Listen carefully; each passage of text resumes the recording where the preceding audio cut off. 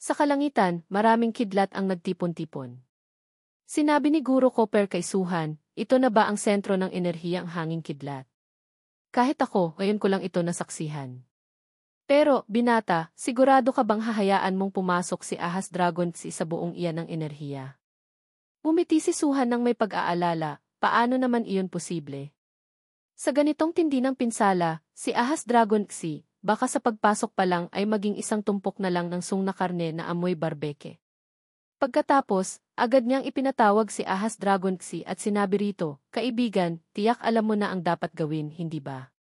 Katatapos lang magsalita, agad na lumipad si Ahas Dragon patungo sa enerhiyang hanging kidlat na hindi na napigilan pa ni Suhan.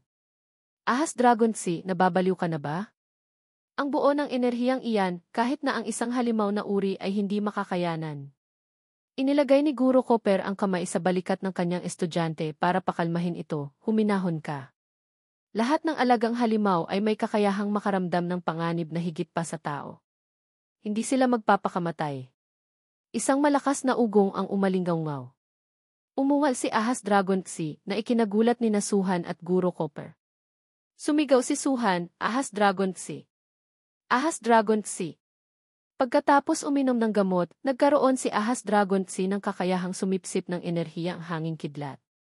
Ang buo ng enerhiya na dating nasa sentro ng enerhiya ang hanging kidlat ay dahan-dahang lumapit kay Ahas Dragon Ayon sa talaarawan ng lumang aklat ng araw na dragon, para mag-evolve si Ahas Dragon patungong hanging kidlat na Ahas Dragon, kailangan nitong gumamit ng malakas na enerhiya ang hanging kidlat upang buuin ang katawan at kasabay nito. Alisin ang elemento ng lupa sa katawan ni Ahas Dragon na hindi kabilang sa hanging kidlat na Ahas Dragon.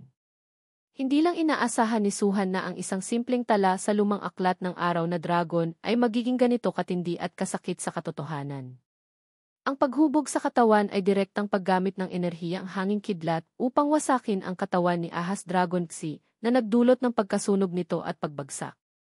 Sa simula, si Ahas Dragon ay nakakaungol pa mula sa loob ng buo ng enerhiya, ngunit sa paglipas ng panahon, kahit ungol ay wala na siyang mailabas. Ang kasalukuyang kalagayan at ang hininga ng buhay ni Ahas Dragon ay patuloy na humihina na nagdulot ng pagkataranta kay Suhan. Mahigpit niyang hinawakan ang kanyang mga kamay sa pag-aalala. Nakita ito ni Guro Copper at sinabi, binata, hindi pa sapat ang iyong espiritual na lakas. Masasabi ko sa iyo ng diretsyo, ang katawan ni Ahas Dragon ay mabilis na sumisipsip ng enerhiya ang hanging kidlat, sa bilis na kahanga-hanga. Kung talagang namatay si Ahas Dragon ang enerhiyang iyon ay tiyak na maglalaho at babalik sa orihinal nitong estado. Nagsimulang kumalat ang enerhiyang hanging kidlat, papalapit sa dalawang guro at estudyante. Sinabi ni Guro Copper, narito na. Ito ang aura ng dugo ng sinaunang lahi ng dragon. Masayang sinabi ni Suhan, naramdaman ko rin. Ang hininga ng buhay ni Ahas Dragon ay mabilis na bumabalik. Nagsimulang lumitaw si Ahas Dragon sa kalangitan. Pinagmasdan ito ni Guro Copper at Suhan. Sinabi ni Guro Copper, nagbago na ang tawag. Narito na. Ito na si Ahas Dragon matagumpay na naging dragon. Pagkasabi nito, naisip niya, ang aurang ito ay lumampas na sa kategorya ng mapanganib na uri. Tiyak na hindi ito kayang taglayin ng isang mapanganib na nilalang tulad ni Ahas Dragon Kalahating taon pa lang mula nang mapisa si Ahas Dragon ngunit naabot na niya ang antas na ito. Ang binatang ito, nagawa niya talagang gawing dragon si Ahas Dragon Kung kakalat ang balitang ito, baka ang buong kontinente ay hindi na magkakaroon ng kapayapaan. Diyos ko, Guro Copper, ano ba itong nakuha ko? Umungal nang may pagkamakapangyarihan si Ahas Dragon sa itaas, marami ng pagbabago sa kanyang katawan. Nagulat si Guro Copper at napasabi, hanging kidlat na Ahas Dragon tunay nga. Nakita ni Guro Copper si Suhan na hinahaplo si hanging kidlat na Ahas Dragon at sinabi, balikan natin ang dating usapan. Ang pagiging dragon kanina ay nagdulot ng malaking ingay, hindi naligtas manatili rito ng matagal. Sumang-ayon si Suhan.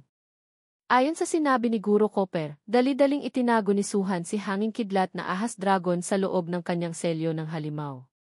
Ngunit, si hanging kidlat na Ahas Dragon ay nagdulot ng pagkabalisa sa ibang mga nilalang sa loob ng selyo ng halimaw.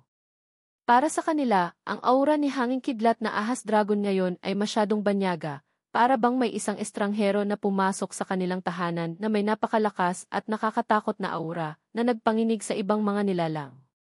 Mabuti na lang, sa pamamagitan ng ugnayan ni Suhan at ng espiritual na bigkis ni Hanging Kidlat na Ahas Dragon, mabilis na naunawaan ng halimaw na mga ngaso ng yaman at ng punong sumisipsip ng enerhiya na ang estrangherong ito ay ang kanilang leader na si Ahas Dragon Xi.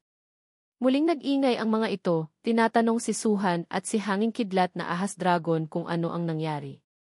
Ngunit nang balak ni Suhan na gamitin ang kanyang isipan para ibahagi ang impormasyon sa kanyang mga kasama, isang matinding sakit ng ulo ang biglang umatake.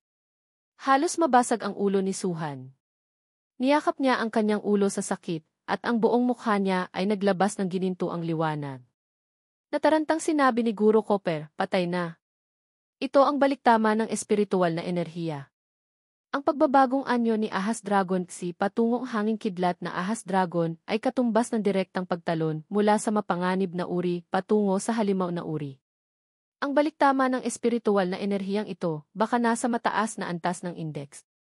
Sinuntok niya ang pader sa galit at nagpatuloy, noon, iniisip ko lang kung totoo ba ang pagiging dragon. Hindi ko naisip ang mga sunod-sunod na reaksyon pagkatapos ng matagumpay na pagiging dragon.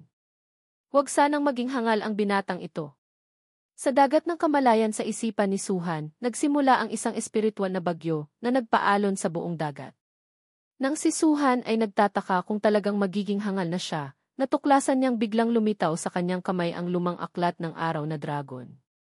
Sa tulong ng lumang aklat ng araw na dragon na nagpatatag sa kanyang isipan, natuklasan ni Suhan na ang bagyo sa dagat pang espiritual ay hindi siya matinag ni kaunti man.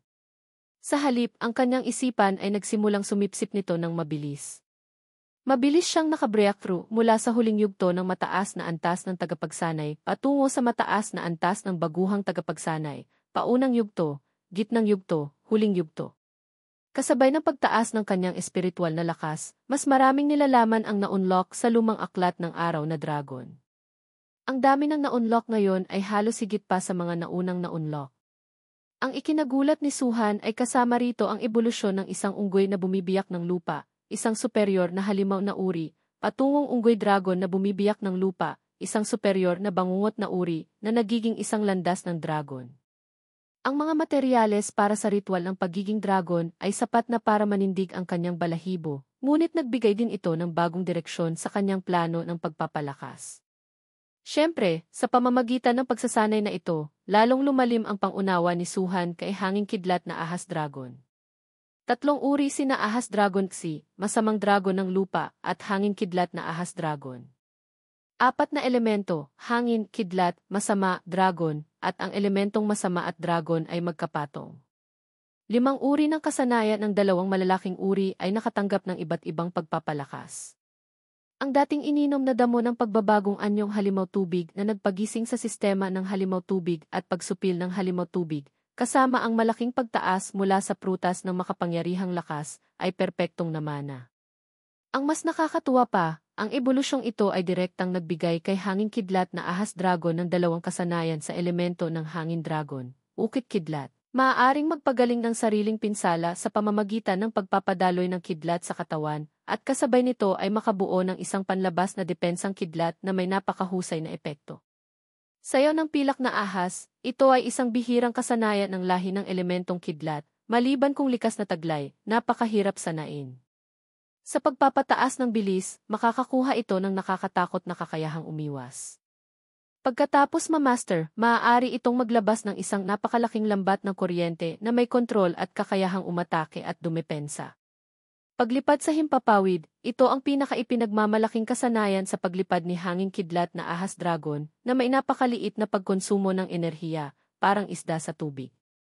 Ang nakakatakot ay ang mga kasanayan sa elementong hangin ni Hanging Kidlat na Ahas Dragon, batay sa bilis ng pagtaas ng lakas. Tungkol naman sa kakayahang pagsamahin ang hangin at kidlat, kailangan pa ng kaunting panahon para dahan-dahang ma-master. Ngunit dahil sa lumang aklat ng araw na dragon, lahat ay parang nasa bulsa na lang. Pagkatapos, iminulat ni Suhan ang kanyang mga mata. Tiningnan niya ang kanyang guro. Nagtanong si Guro Copper, kumusta? Gaano kalaki ang itinaas ng iyong espiritual na lakas? Sumagot siya, nasa tuktok na ng huling yugto ng baguhang tagapagsanay. Tiyak na makaka-breakthrough na sa propesyonal na antas. Ngayon tayo Sinabi ni Guro Cooper, mas mataas kaysa sa inaasahan. Mukhang malaki ang nakuha mong benepisyo sa ebolusyong ito ni Ahas Dragon Sea. Ang ingay na ginawa ni Ahas Dragon Sea kanina ay nakaakit ng maraming agilang dragon ng hanging kidlat. Nakita kitang abala sa iyong dagat pang espiritual, kaya hindi ako gumanti. Tumingin si Suhan sa mga agilang dragon ng hanging kidlat na lumilipad palapit at naisip, gamit lang ang espiritual na enerhiya ay nakadepensa ng ganito katagal. Hindi katakatakang mayroon siyang ganoon kalaking bahay sa lungsod ng Agus Ginto. Kung ikukumpara sa karaniwang tagapagsanay, siguro ay talagang nakakatakot sa lakas. Masayang tumawa si Guro Cooper, tingnan mong mabuti. Ito ang aking unang pangunahing mandirigma. Kung may paraan ka para mag-evolve siya, dadalhin kita para maghari-harian sa tangway ng ason. Pagkasabi nito, ipinatawag niya ang kanyang itim na halimaw ng kasalanan. Tiningnan ito ni Suhan at naisip, itim na halimaw ng kasalanan. Ito ba ang tunay na anyo ng kanyang unang pangunahing mandirigma? Noon, isang kasanayan lang ng halimaw tubig na mayelo ang nagpakita ng kakaibang pag-ielo. Umungal ang itim na halimaw ng kasalanan sa mga agilang dragon ng hanging kidlat na sumusugod. Nagulat si Suhan at naisip, iyon na namang galaw. Ang kasanayan ng itim na halimaw ng kasalanan ay parang kayang baliwalain ang pagkakaiba sa lahi. Kaharap ang agilang dragon ng hanging kidlat at ang halimaw tubig na mayelo, ang epekto ng kasanayang ito ay halos walang pinagkaiba. Hindi katakatakang ito ang pangunahing haligi sa apat na dakilang alamat. Ang mga agilang dragon ng hanging kidlat ay patuloy na lumilipad ng sama-sama, na parang may binabalak. Habang nagmamasid si Suhan, nagsusuri siya, iyon ang kakayahan ng lahi ng agilang dragon ng hanging kidlat, ang pormasyong gansa. Maaari nilang ikonekta ang bawat isa sa pamamagitan ng isang espesyal na punto, para maglabas ng isang pinagsamang atake na may matinding lakas, nakakatakot. Sinusubukan ng itim na halimaw ng kasalanan na umatake pabalik. Patuloy pa rin siyang nag-iisip, ang ibig sabihin ba ni Guro ay lalaban siya? Iyon ay 10 pinagsamang kasanayan ng halimaw na uri. Kung pag-uusapan ang lakas, baka malapit na sa bangungot na uri, tama? Biglang, isang mahabang pulang kidlat ang gumuhit. Inunat ng itim na halimaw ng kasalanan ang kanyang katawan na ikinagulat ni Suhan. Anong kakayahan ito? Ang itim na halimaw ng kasalanan ay inatake ng kawan ng agilang dragon ng hanging kidlat ng kanilang pinunong agilang dragon ng hanging kidlat. Umangal ito sa sakit. Nakita ito ni Suhan at Guro Cooper mula sa malayo. Sabi ni Suhan na nakapamiwang, isang bangungot na uri. Ang talino ng pinunong agilang dragon ng hanging kidlat ay tiyak na hindi nalalayo sa tao.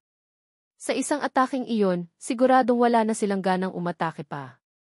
Biglang, ang lahat ay naging isang ulap ng hamog. Nakita ito ni Suhan at medyo nag-alala. Plano ba nilang pagtulungan tayo? Nakapahalukip-kip si Guro Cooper at sinabi, hindi. Ang pinuno ng lihim na puok na ito ay nagpadala sa akin ng mensahe. Hindi na tayo atakihin ng kawan. Pinapaalis na nila tayo ng mabilis. Nakatayo si Suhan sa gilid na walang masabi. Tiningnan niya si Guro Cooper na mayabang na nakangiti at naisip, ito ba ang yabang ng isang dakilang gurong tagapagsanay? Pagkatapos, tumalikod si Guro Cooper, kumaway kay Suhan at sinabi, tara na, dapat na tayong umuwi. Nakatayo pa rin doon si Suhan, nakaharap sa direksyon ng itim na halimaw ng kasalanan, na parang may naalala. Hamog! Naalala ko na. Ito ang lahi ng kasalanan na kumakatawan sa sukdulang kasamaan. Kaya ba tinawag itong itim na halimaw ng kasalanan? Inilagay niya ang kanyang kamay sa baba, inaalala ang mga tala sa lumang aklat ng araw na dragon. Ayon sa mga tala, ang mga nilalang ng lahi ng kasalanan ay likas na may kakaibang kakayahan, ang paghatol sa mundo, na maaaring makaapekto sa mga batas sa isang tiyak na saklaw, at maaaring baliwalain ang pagkakaiba sa antas. Naalala ni Suhan ang nangyari kanina. Nang salagi ng itim na halimaw ng kasalanan ang atake ng agilang dragon ng hanging kidlat, marahil sa sandaling malapit na ang atake sa tunay nitong katawan, nagkaroon ng pagbabago sa batas, na naging dahilan upang hindi makapinsala ang atake sa tunay nitong katawan. Ang guro, kaya niyang kumita ng malaki sa lungsod ng Agus Ginto, marahil ay dahil sa itim na halimaw ng kasalanan. Pero paano niya ito nakuha? Hindi nakita ni Guro Copper si Suhan, kaya lumingon siya at nakitang nakatulala pa rin ito at hindi gumagalaw. Nagalit siya, lumapit at malakas na pinitik ang ulo ni Suhan. Ano pang tinutunganga mo dyan?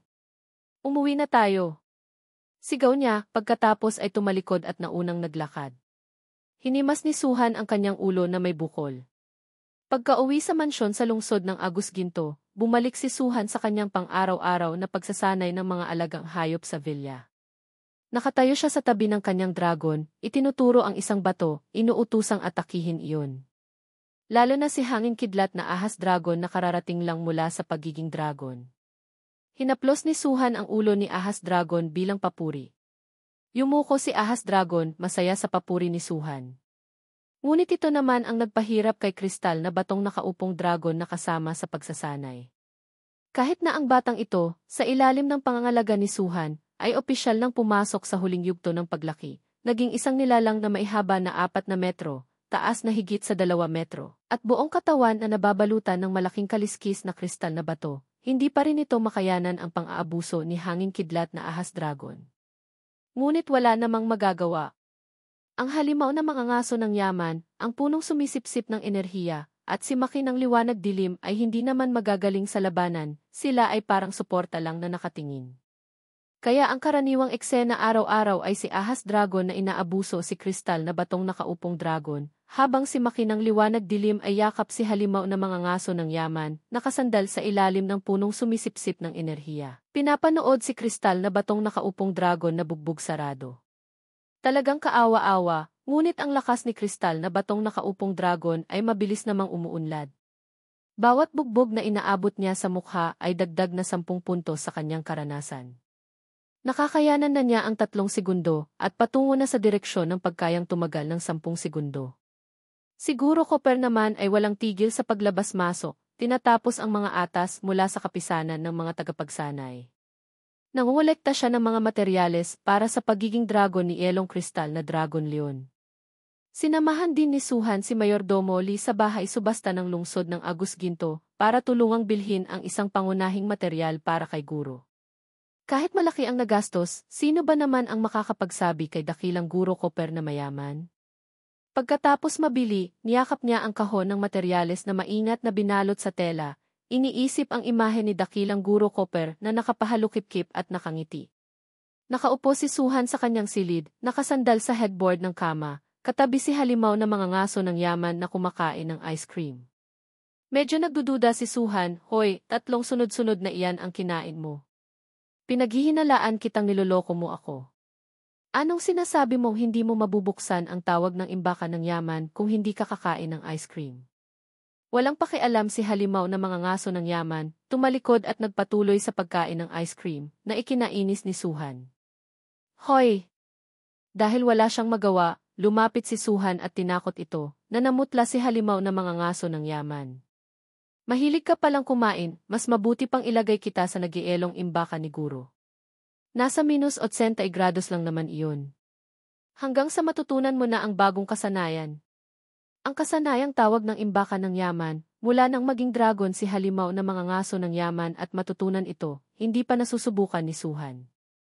Ang pakikipagpalitan ng impormasyon sa isang hindi kilalang kayamanan para ipatawag ng tawag ng imbakan ng yaman si halimaw na mga ngaso ng yaman sa lokasyon ng kayamanan para maghanap ng mga gamit, hindi masyadong naniniwala si Suhan dito.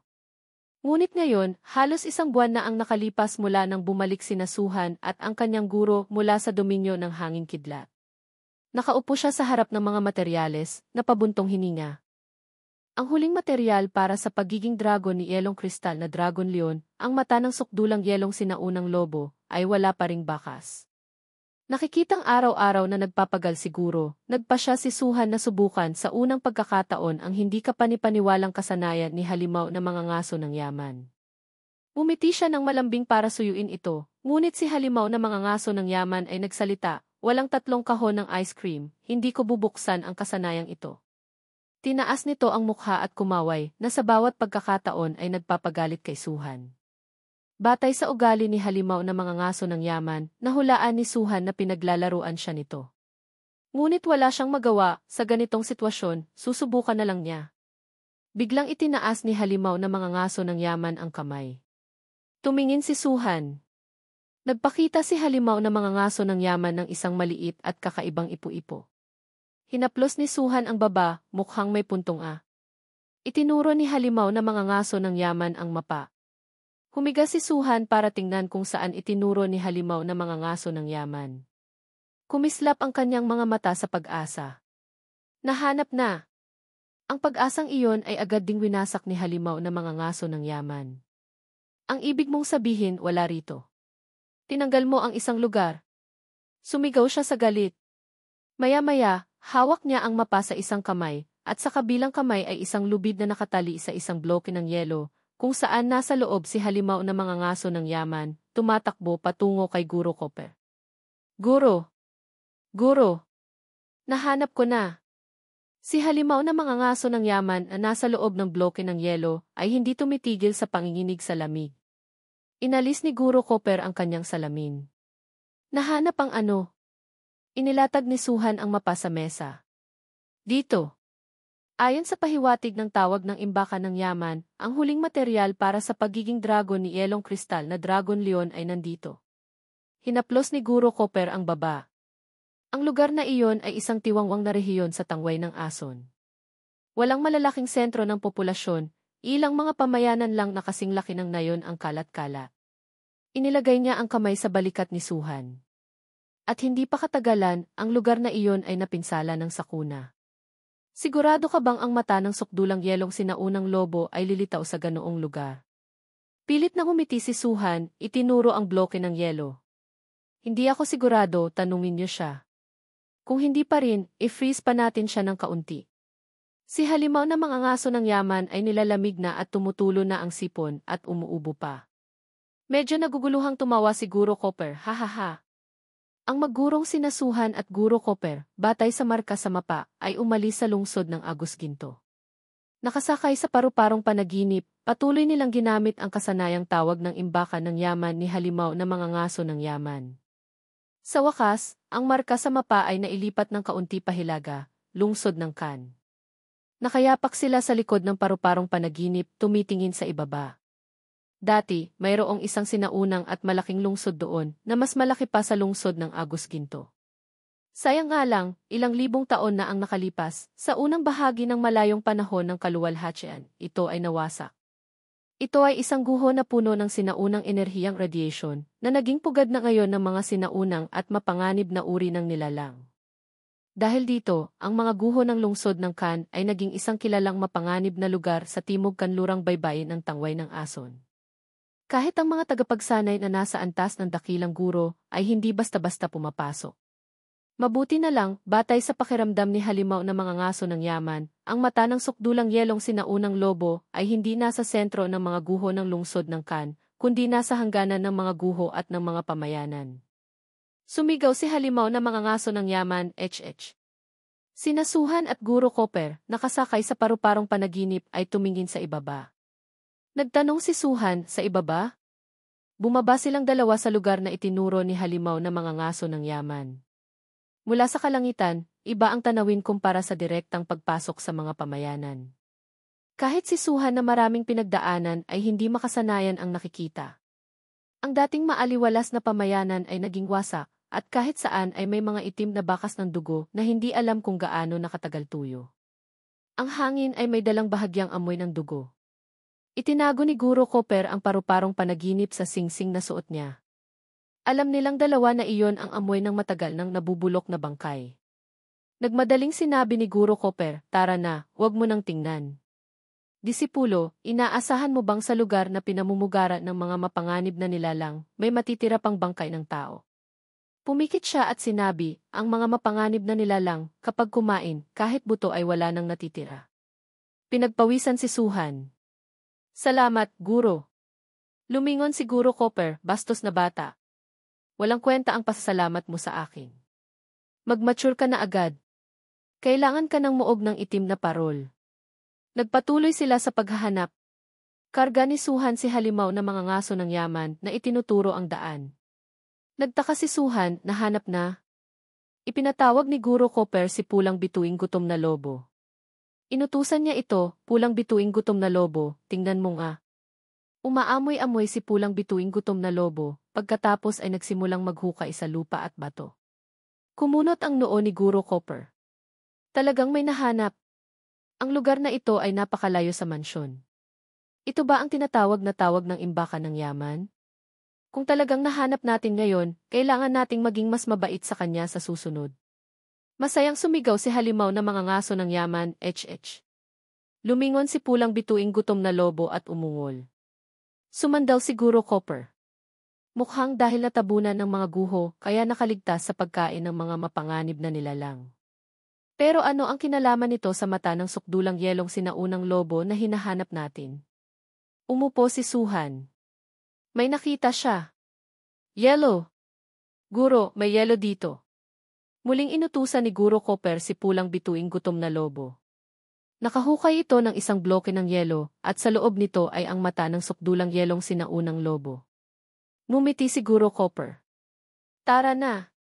Kung kumpleto na ang mga materyales, dapat na tayong maghanda para sa ebolusyon. Kung ang muog ng itim na parol ay masasalakay, baka maging isang patay na lugar na tulad nito.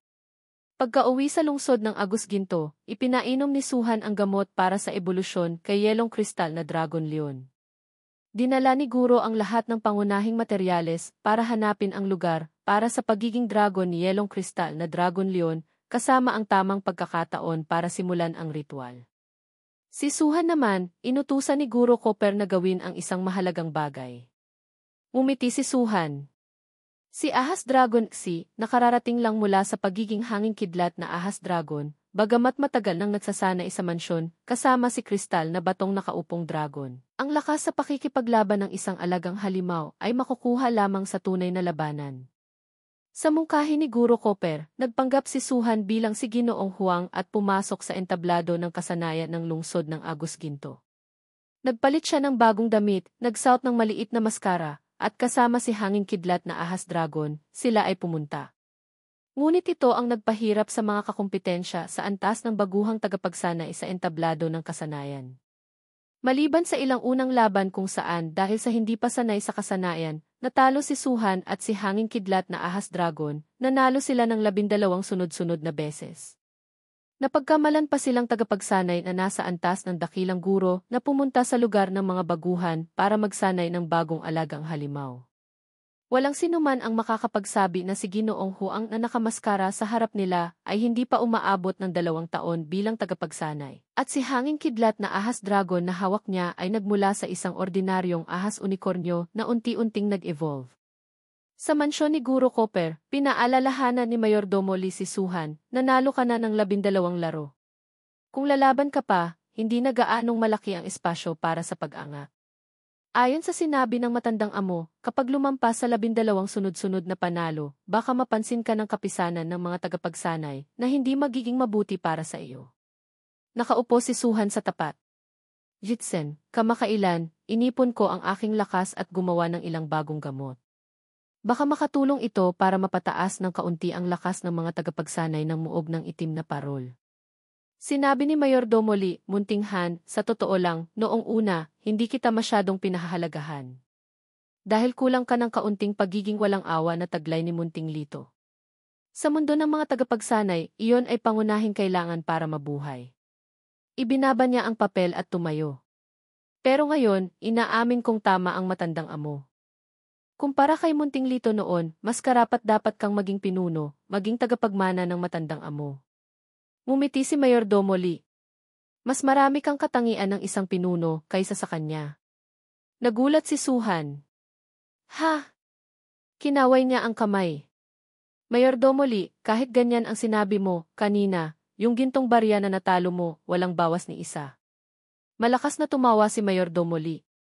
Ha ha ha! Binata, mas magaling kang magsalita kaysa kay Munting Lito. Kung alam niyang mayroon siyang nakababatang kapatid na tulad mo, tiyak na matutuwa rin siya. Tara na! Ngayon, gagawa tayo ng malaking bagay kasama si Mayordomo Lee. Kung gusto mong maging tagapagmana sa hinaharap, dapat mong matutunan ang bagay na ito. Ang malaking kaganapan na sinasabi ni Mayordomo Lee ay ang pagdiriwang ng ika-300 anibersaryo ng pagkakatatag ng Samahan ng Kalakalan ng Lungsod ng Agus Ginto. Isang magandang tanawin, matatayog na gusali at maliliit na kaakit-akit na bahay na magkakahalo. Mga parol na magkakasunod na nagliliwanag sa paligid ng lungsod ng Agus Ginto. Ang mga lugar tulad ng muog ng itim na parol ay pinipili ang araw na ito para pumunta sa lungsod ng Agus Ginto upang bumili ng mga yaman. Abala ang transportasyon ng mga kalakal. At ang layunin ng muog ng itim na parol sa pagkakataong ito ay ang apoy lupang Agus Ginto. Nakaupo sa sasakyan, pinagmamasdan ni Suhan ang tanawin sa labas, nag-iisip. Ang apoy lupang Agus Ginto ay isang espesyal na metal na maaaring gamitin sa paggawa ng mga kagamitang panghalimaw na may mataas na antas. Ngunit hindi ito nagmumula sa mga minahan. Ito ay parang mga batong kwartsong ginto o amber na nagliliwanag ng ginto at ginagawa ng halimaw ng apoy lupang ginto, isang halimaw na nasa gitnang antas. Ang kagamitan sa kamay ni Guro Copper ay gawa sa apoy lupang Agus Ginto. Malapit na ang sakuna. Nais din ni Guro Copper na mapabuti ang kagamitan ng muog ng itim na parol. Plano sana ni Mayordomo Lee na dalhin si Suhan para matutunan kung paano makipagtawaran sa malalaking bilihan ng kalakal, ngunit nakaharap sila ng hindi inaasahang sitwasyon. Dahil sa epekto ng sakuna, ang ibang mga lugar sa paligid ay mayroon ding iniisip na tulad ng muog ng itim na parol, gusto nilang lahat na mapabuti ang kanilang kagamitan. Napanganga sina Suhan at Mayordomo Lee dahil sa sitwasyon. Dahil dito, opisyal nang naubos ang apoy lupang Agus Ginto. Nakaupo sa sasakyan na dumadaan sa mga kalsada, napabuntong hininga si Suhan, binasag ang katahimikan. Nagsalita si Mayordomo Lee, hindi ko inaasahan na ganito kalaki ang epekto ng sakuna. Mukhang hindi natin matatapos ang misyong ibinigay ng matandang amo sa pagkakataong ito. Tinitingnan ang karatula na may nakasulat na ay lungsod ng Agus Ginto, bumulong si Suhan, apoy lupang Agus Ginto. Lungsod ng Agus Ginto. Lungsod D. Bigla siyang may napagtanto. Sinabi niya, naiintindihan ko na. Dali-dali niyang binuksan ang pinto ng sasakyan at tumakbo palabas. Mayordomo Lee, mauna na kayo. Alam ko na ang gagawin ko. Mabilis siyang tumakbo, inaalala ang mga nakasulat sa libro. Ayon sa mga tala ng lumang aklat ng Araw na Dragon, ang halimaw ng apoy lupang ginto ay isang halimaw na nasa gitnang antas. Sa katunayan, mayroon din itong landas ng ebolusyon na nagsisimula sa buwayang bakal ulap mula sa mababang antas, unti-unting tumataas patungo sa mas mataas at mas malakas na antas, buwayang bakal ulap, halimaw ng gintong lupa, halimaw ng Agus Ginto, halimaw ng apoy lupang ginto, hari ng halimaw ng apoy lupang ginto. Kung gayon, mukhang ang lungsod ng Agus Ginto ay lihim na nakakaalam ng isang paraan ng ebolusyon. At ang mas dapat pag-isipan ay ang Pangulo ng Kapisanan ng mga tagapagsanay ng lungsod ng Agus Ginto. Apelyido niya ay Ngae katulad ng matabang lalaking may buhok na parang croissant na iyon. Ang mga gusaling may kahangahangang arkitektura ay sumasakop sa malambot na sikat ng araw. Tumakbo si Suhan para hanapin ang matabang lalaking iyon. Masaya itong nakikipaglaro sa isang halimaw na nasa antas ng alagang hayop. Nagsalita si Suhan, kumakaway ng masaya, Nardo Ngae. Hindi ba't buwayang bakal ulap lang ang inaalagaan mo? Bakit ka pa nag-aalaga ng alagang hayop? Huminto si Nardo Ngae, lumingon sa direksyon ng boses. Kumaway din siya pabalik. Kuyahan. Ito ay hindi. Bakal ni. Napahinto siya, nagpalit ng paksa, kinamot ang pisngi at nautal, ito ay halimaw ng gintong lupa, inayos ito ng lolo ko. Itinago niya ang kamay sa likod, pilit na tumatawa. Hihi kung anuman, kailangan kong sundin siya. Kuya Suhan, bakit libre ka ngayon? Nakapahalukip-kip si Suhan, nakatingin. Oh hoti. Mumisi si Suhan na parang nababasa ang iniisip ni Nardo Ngae. Talagang halimaw na ginto nga. Batang bastos, magpanggap ka pa. Tumayo si Nardo Ngae, tumingin sa kaliwat kanan para siguraduhing walang papalapit, at bumulong, Kuya Suhan, hindi talaga kita niloloko. Sa totoo lang, itong halimaw ng gintong lupa ay nag-evolve mula sa halimaw na bakal ulap. Bawat henerasyon ng dakilang guro ng Agus Ginto sa aming lungsod ng Agus Ginto ay kailangang kumuha ng isang buwayang bakal ulap. At bawat henerasyon ng dakilang guro ng Agus Ginto ay kayang palakihin ito hanggang sa maging hari ng halimaw ng apoy lupang ginto na nasa antas ng bangungot na uri. Medyo naiinip na si Suhan. Iniunat niya ang kamay para hawakan ang liig nito. Mukhang nataranta at nagulat si Nardongay. Kinapitan ni Suhan ang liig nito at isang kamay ang idiniin sa mukha nito. Nagalit siya at sinabi, nasa kabilang pader lang ako. Huwag mong sabihin lahat ng bagay. Hindi ka ba natatakot na bugbugin ka ng lolo mo hanggang mamatay? Inalis ni Nardongay ang kamay niya. Sinasabi ko lang naman. Kahit paano, sa pagsubok na ito, kung wala ka, matagal na akong patay. Inilagay ni Suhan ang kamay sa balikat ni Nardongay. Sapat na ang pagkakaibigan. Pwede mo ba akong tulungan sa isang bagay? Gusto kong makita ang lolo mo. Masayang humiti si Nardongay, nagliliwanag ang mukha, sumenyas na sang-ayon. Maliit na bagay lang iyan. Tumalikod si Nardongay, dali-daling nanguna, itinuro ang daan. Tara, dadalhin kita. Tahimik na nag-isip si Suhan, nakatingin sa kanya. Ang paraan ng ebolusyon ng kapisanan ng mga tagapagsanay ay masyadong sinauna pa.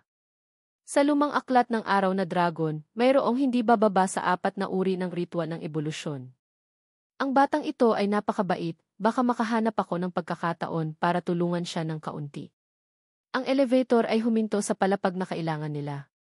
Dinala ni Nardongay si Suhan sa likod ng bulwagan ng kapisanan ng mga tagapagsanay ng lungsod ng Agus Ginto. Pinagalitan ni Presidente nga si Nardongay. Kahit ang pagsubok ay hindi mo na ipasa.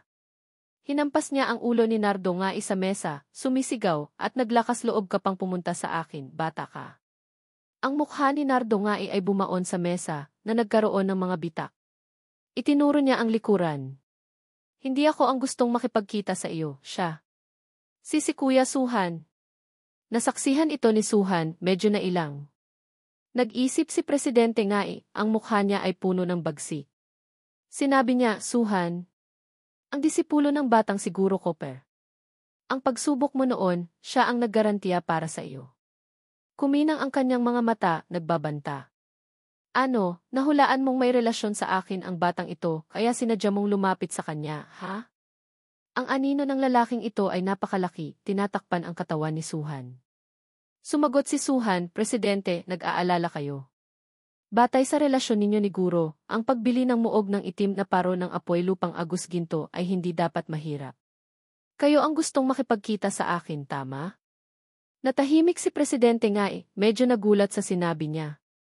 Malakas siyang tumawa. Haha! Mukhang hindi lang ang batang ito ang hindi makapantay sa iyo, kahit matandang tulad ko ay natalo sa pustahan kay batang Guro Copper. Itinaas ni Nardongay ang kamay. Lolo, ano po ito? Naawa siya sa kanyang hangal na apo at ipinaliwanag, pagsubok. Hindi mo kalaban. Kahit pag-iisip ay hindi mo mahabol. Kalimutan mo na iyang ulo mo, huwag mo nang pahirapan ang sarili mo. Nahihiyang pinagpawisan si Nardongay. Mabilis na umakbay si Suhan kay Nardongay, kumakaway. Presidente nga sa totoo lang, maraming magagandang katangian si Nardo. Medyo nagdududa si Presidente nga. Sigurado ka ba? Tiwalang sumagot si Suhan, syempre. Sa paglipas ng panahon, si Nardo ay tiyak na magiging isang malakas na tagapagsanay. Nautal si Nardongay, Kuya Suhan. Medyo masaya si Presidente nga at nag-utos, Nardo, dalhin mo si Kuya Suhan mo para kunin ang apoy lupang Agus Ginto sa bodega bilang 7. Matagal ko nang itinabi iyon para sa kanya. Ipinakita niya ang susi sa harap ng mesa. Nagtatakang nagtanong si Nardongay, Kuya Suhan, bakit itinabi na pala para sa iyo ng lolo ko, pero hindi mo pa rin mabili? Walang masabi si Suhan sa kahangalan ng lalaking may 4 na mata at buhok na parang croissant. Bago pa siya makapagsalita, naunahan na siya ni Presidente Ngay. Bata ka, umalis ka na. Hinagis niya ang isang bagay sa ulo niya. Itinulak siya ni Suhan palabas. Aray! Takbo na! Bilis! Sa silid na iyon, si Presidente Ngay na lang ang natira. Matapang at matalino. Ang disipulo ni Guro Copper ay magiging isang kahangahangang tao. Nag-isip siya. Bata, sinadya ng lolo mo na hindi ibenta ang apoy lupang Agus Ginto sa muog ng itim na parol, hindi ba para mas mapalapit ka sa batang iyon? Hindi ka kayang protektahan ng lolo mo habang buhay, pero matutulungan kanyang makahanap ng isang malaking taga-suporta. Ha! Sa pasilyo, nakaakbay si Suhan kay Nardo Ngai, nagsasalita habang tumatawa. Pumuso si Nardo Ngai, nagrereklamo, ano bang mali sa sinabi ko? Sa tulong ni Nardo Ngai, matagumpay na nahanap ni Suhan ang apoy lupang Agus Ginto sa bodega bilang 7. Ang orihinal na plano ni Guro Cooper na bumili ng ordinaryong apoy lupang Agus Ginto ay naging pambihirang antas, ang ginawa ng hari ng halimaw ng apoy lupang ginto. Ang dami rin ay mula sa inaasahang 300 kilo ay naging 1 tonelada. Si Mayordomo Lee ay nasiyahang lumangway sa tumpok ng apoy lupang Agus Ginto. Si Nardo Ngai naman ay hindi maintindihan kung ano ang gamit nito at gaano ito kahalaga. Samantalang si Suhan ay napapagod na sa napakaraming apoy lupang Agus Ginto. Dumating si Mayordomo Lee para kunin ang mga kalakal. Sobrang saya na halos maging isang linya na lang ang kanyang mga mata, walang tigil sa paghaplos ng balbas, puno ng paghanga. Si Suhan talagang may paraan. Ang batang ito palaging nagdudulot ng sorpresa sa akin. Hawak ang isang piraso ng apoy lupang Agus Ginto, hinaplos niya ang gilid ng labi ng paulit-ulit. Sobrang nasisiyahan na ang kanyang mga mata ay naging isang tuwid na linya. Isang matalas na eyeliner na kahit sinong babae kapag nagme-makeup ay hahangarin. At nalaman din ni Suhan mula kay Mayordomo Lee na isang bahagi ng apoy lupang Agus Ginto ay para sa kanya. Pasan-pasan ni Suhan sa balikat ang 2 malalaki at mabibigat na sako na mas malaki pa ng ilang beses sa kanyang katawan. Pinipilit niyang hilahin ito gamit ang buong kaluluwa at katawan. Ayon kay Guro Cooper, isang 3 nito ay para kay Suhan para sa paggawa ng kanyang espasyo para sa mga kagamitan. Walang masabi si Mayordomo Lee sa masaya at nasisiyahang mukha ni Suhan na hawak ang calculator. Nag-isip ng mabuti si Suhan at sa wakas ay nagpasya, batay sa pundasyon ng singsing ng proteksyon, i-upgrade ito sa bersyon 2.0. Ayon sa formula ng lumang aklat ng araw na dragon, kailangan lang gawin ang metal na likido para sa pag-upgrade at tapos na. Mura, maganda ang kalidad, makakatipid ng oras at lakas. Naisip ni Suhan ang kanyang perpektong plano. Nakatayo sa harap ng isang medyo mataas na gusali, sa tulong ni Mayordomo Lee, nakahanap si Suhan ng isang lugar na gumagawa ng mga kagamitan na tinatawag na surian ng kagamitang gintong sentro, na sinasabing itinatag ni E.C. Gintong Sentro sa larangan ng mga kagamitan sa lungsod ng Agus Ginto. Pumasok sina Mayordomo Lee at Suhan sa loob, nakasalubong ang isang babae na medyo katamtaman ang taas. Hawak niya ang isang gintong singsing at nagtanong, "Dala mo ba ang plano ng paggawa?" Sumagot si Suhan, "Kailangan kong gamitin ang kalahating buhay na metal ng hari ng halimaw ng apoy lupang ginto para gumawa ng isang uri ng pinaghalong metal na likido." Ibinigay niya ang papel sa babae.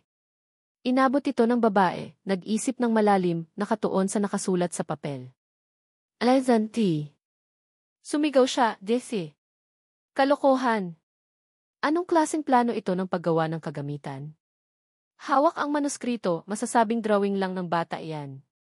Dali-daling ipinaliwanag ni Mayordomo Lee, GC Gintong Sentro, hindi ba tinatanggap ng inyong surian ng Gintong Sentro ang mga plano ng paggawa na galing mismo sa kliyente? Naaalala ko, hindi ganyan. O baka naman may kliyenteng may dalang pera para pahirapan kayo. Ipinakita ng babae ang manuskrito sa harap nila ni Mayordomo Lee.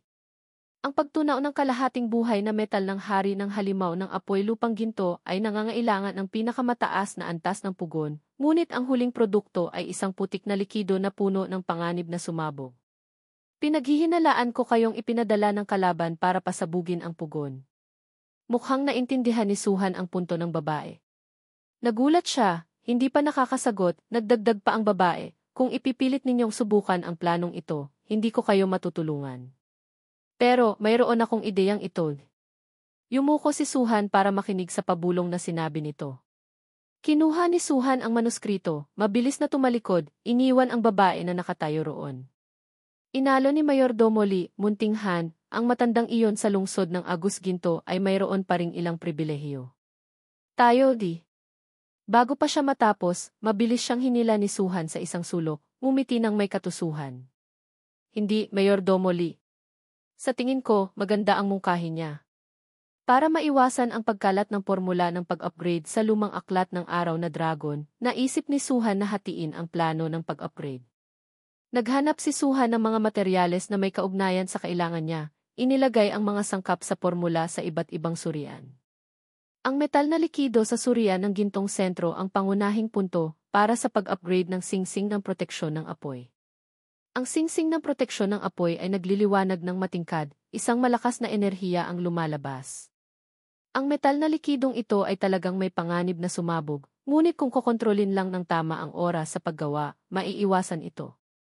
Ang mga salita ni E.C. Gintong Sentro ang nagbigay kaisuhan ng mas magandang paraan ng paglutas. Kasama si Mayordomo Lee, lumapit sila sa kinatatayuan ni Nardo Ngay. Masiglang kumaway si Nardo Ngay sa kanya. Umakbay si Suhan kay Nardo Ngay, bumubulong. Si Mayordomo Lee naman ay ginagawa pa rin ang kanyang tungkulin, nakatayo sa gilid at naghihintay. Dahil ang porsyento ng pagtunao sa paggawaan ng armas ay mataas at hindi takot sa pagsabog, mas mataas din ang seguridad, kaya muling hinanap ni Suhan si Nardo Ngay para humingi ng tulong. Hiniram ang malaking kagamitan sa pagtunao sa paggawaan ng armas ng lungsod ng Agus Ginto. Ginamit ang gintong mina ng apoy lupang ginto, natapos niya ang pagtunao sa loob ng 2 araw, na dapat sana ay kalahating buwan na trabaho. Ginamit ang mga durog na mineral, si Suhan ay hindi man lang nagbayad. Sa isang iglap, ang nalugi lang ay si E.C. Gintong Sentro, na pinalampas ang isang malaking pagkakataon sa negosyo. Nakatulala siyang nakatingin sa panghihinayang. Maingat na kinuha ni Suhan ang gintong singsing mula sa pugon. Bigla siyang nakarinig ng ingay sa likuran. Lumingon siya, galit na sumigaw, "Hoy! Anong ekspresyon iyan ng mga mukha ninyo, ha?" Naguguluhan siyang tumingin sa mga pasaway na bata. "Nagkakamali ba kayo? Ina-upgrade ko ang bahay ninyo, hindi ko gustong pasabugin ang bahay ninyo. Kung hindi lang ako takot na matakot kayo, hindi ko na kayo tatawagin pa, okay?" Si makinang liwanag dilim ay tumingin sa ibang direksyon na parang hindi naririnig. Tinakpan ng kamay ng batang babae ang mga mata ni Halimaw na mga ngaso ng yaman para hindi ito makatingin. Walang masabi si Suhan sa ginawa ng pasaway na batang babae. Parehong si Halimaw na mga ngaso ng yaman at si punong sumisipsip ng enerhiya ay nagtago sa likod ni hanging kidlat na ahas dragon. Gumawa si Suhan ng mga ingay para malito sila, palinga-linga para alamin kung saan nanggagaling ang tunog. Ang mga yabag ni Mayordomo Lee ay umalingaw-ngaw, bop-bop. Sinabi niya, "Bakit ganyan? Munting Han, bitawan mo na lang." Suot ni Mayordomo Lee ang helmet pang proteksyon, nakatayo sa malayo, pinapalakas ang loob niya. "Kaya mo iyan." Napapailing si Suhan, walang masabi. Masigla niyang isinuot ang salaming pang proteksyon. "Kung gayon, magsimula na tayo." Ang singsing na iyon ay pinanday ng ilang oras. Malapit na itong maging perpekto. Kinokontrol ni Suhan ang mga makina ng may katumpakan, tinitiyak na walang pagkakamali. Isang malakas na kuryente at apoy ang lumabas mula sa makina, direktang tumama sa singsing. Nakatutok si Suhan, pinipindot ang mga pindutan at kinokontrol ito. Biglang, isang pagsabog ang umalingaw-ngaw. Napapailing siguro Copper, ang katawan niya ay puno ng alikabok, nawala ang lahat ng kanyang dignidad. Nakatayo sa himpapawid, walang masabi siguro Copper. Alazanti. Naamoy ni Dragon Leon na supilyelo ang amoy ng bagong enerhiya na kumakala. Lumingon ito, yumuko, at ipinagaspas ang mga pakpak para itaboy ang alikabok. Matagumpay na nag-evolve sa pangalawang antas, isang bangungot na uri, ito na si Dragon Leon na supilyelo. Isang malaking dragon na gawa sa yelo, taglay ang napakalakas na kapangyarihan. Tiningnan ni Guro Copper ang tanawin sa harap niya, walang masabi. Ang bahay ko sumabog. Isang pulang bilog ng enerhiya ang bumalot sa katawan ni Suhan. Humihingal siya pagkatapos ng malaking pagsabog. Sinahalimaw na mga ngaso ng yaman at makinang liwanag dilim ay nabalutan ng alikabok dahil sa pagsabog. Ang buhok ng batang babae ay tumayo na parang cauliflower. Si Mayordomo Lee ay tumalsik sa malayo, nakahandusay sa mga guho, tinanggal ang helmet. Iyon ang kasanayan ng halimaw na uri, ang ikatlong antas ng kakayahang kortina ng apoy lupa. Hirap siyang nagsalita, humihingal. Ang pagbabago ng kagamitan ay maaaring kasabay na mag-upgrade ng ibang kasanayan nito na nagreresulta sa ganitong lakas. Tumingin siya sa direksyon kung nasaan si Suhan. Ang batang si Suhan na ito. Sa kalangitan, may boses ng isang lalaki na tumatawag. "Suhan! Tumingala siya, sinusundan ang boses. Siguro Copper iyon. Isang sipa ang direktang tumama sa ulo niya. Napasukan ng dugo si Suhan, yumuko dahil sa lakas ng sipa. Bastos na bata. Gusto mong gibain ang bahay, ha? Galit niyang kinapitan ang liig ni Suhan. Dumaing si Suhan, aray. Aray. Eh! Masakit. Masakit. Ang ulo ko, malalaglag na. Nagpumiglas si Suhan, sinusubukang tanggalin ang kamay niya. Bitawan mo ako. Hindi tinanggap ni Guro Copper ang kahilingan niya. Anggoy. Ngayon, Guro, kailangan kong itama itong ugali mong manggiba ng bahay. Hinawakan niya ang buhok ni Suhan at malakas na hinila. Nanginginig si Suhan, dali-daling nagpaliwanag, hindi. Hindi. Hindi. Hindi ako nanggiba ng bahay. Guro, tingnan niyo ito. Ipinakita niya ang singsing sa harap nito. Kinuha ni Guro Copper ang singsing, binitawan ang liig ni Suhan. Pinagmasdan niya ito. Ito ang proteksyon ng apoy na ibinigay ko sa iyo. Pumunta si Suhan sa kabilang banda, nagsusuka, sinusubukang huminga ng maayos. Tama po. Mula kay Nardo nga nakuha ko ang kalahating buhay na metal ng hari ng halimaw ng apoy lupang ginto. Naisip kong i-upgrade ang proteksyon ng apoy, palakihin ang espasyo para sa imbakan ng mga gamit, para mas maginhawa sa hinaharap. At saka, para mas maluwag din ang tirahan ni Hanging Kidlat na ahas dragon at ng iba pa. Umiti siya habang ipinapaliwanag ang kanyang imbensyon kay Guro Copper. Unti-unting naintindihan ni Guro Copper. Ang ibig mong sabihin, ang ingay kanina sa totoo lang, gumagawa ka ng kagamitan. May ganito kang kakayahan? Kailan pa? Nagtanong ang kanyang ama. Umiti si Suhan, kinamot ang ulo. Lumapit si Mayordomo Lee. Matandang amo, ang kakayahan ni Munting Han ay hindi lang pagpapalaki ng espasyo ng imbakan. Ang ibang kasanayan sa proteksyon ng apoy na ito ay na-upgrade din, naging kurtina ng apoy lupa. Tingnan niyo ang lakas, katumbas na T. Sa kalangitan, lumitaw ang tatlong guhit ng liwanag, asul, lila at dilaw. Papunta sila rito. Sinabi ni Guro Copper, maghintay ka. Mahigpit na hawak ni Suhan ang singsing, tumingala rin. Isa-isang bumaba ang tatlong tao, ang Pangulo, ang pangalawang Pangulo, at si Hepez. Lumapit si Presidente nga isa kanya at sinabi, Guro Copper, sa wakas, ginawa mo na rin ang hakbang na ito. Masayang tumawa si Guro Copper. Lahat ito ay dahil sa biyaya ng Pangulo. Lumapit si Suhan kay Guro Copper, masayang kumapit sa kanya at sinabi, Guro. Guro. Nagtagumpay na kayo. Kahit si Presidente nga ay walang masabi sa ginawa niya. Agad na ipinatawag ni Guro Copper si Dragon Leon na Supilyelo. Halika rito. Tahimik na tumingala si Suhan sa malaking dragon na yelo na ito. Lumitaw si Dragon Leon na Supilyelo, bumaba sa likuran niya. Ang mukha ni Guro Copper ay puno ng kasiyahan at pagmamalaki sa tagumpay na kanyang nakamit. Sinabi ni Presidente nga nang pumasok ka sa lungsod ng Agus Ginto kanina, natukoy na namin ang aura ng bangungot na uri. Hindi ko inaasahan na si Dragon Leon na Supilyelo pala iyon. Pinagmamasdan ang katawan ni Dragon Leon na Supilyelo na gawa sa yelo at matutulis, hindi maiwasang humanga si Suhan dito. Mangha. Tama lang na mamangha. Pagkatapos ng matagumpay na pagiging dragon, maliban sa mga elementong dragon, yelo, at hayop, si Dragon Leon na Supilyelo ay mayroon ding elemento ng lupa. At ang mahalagang talento sa elemento ng lupa, ang kanyang likas na kasanayan sa pagpapayanig ng lupa at ang kasanayang bangungot na pagsabog kristal na yelo ay maaaring bumuo ng isang pinagsamang kasanayang dakilang selyo ng yelo sa lupa, pinsala, pagwasak, kontrol, pagputol ng teritoryo. Ito ay isang banal na sandata laban sa mga sakuna. Noong una pa lang, nang pumipili ng target para kay Guro, pinaghandaan ko na ito. Nag-isip ng malalim si Suhan. Batay sa kasalukuyang estado ng lungsod ng Agus Ginto, tiyak na gusto nilang manatili si Guro rito. Nakipag-usap si Presidente nga kay Guro Copper.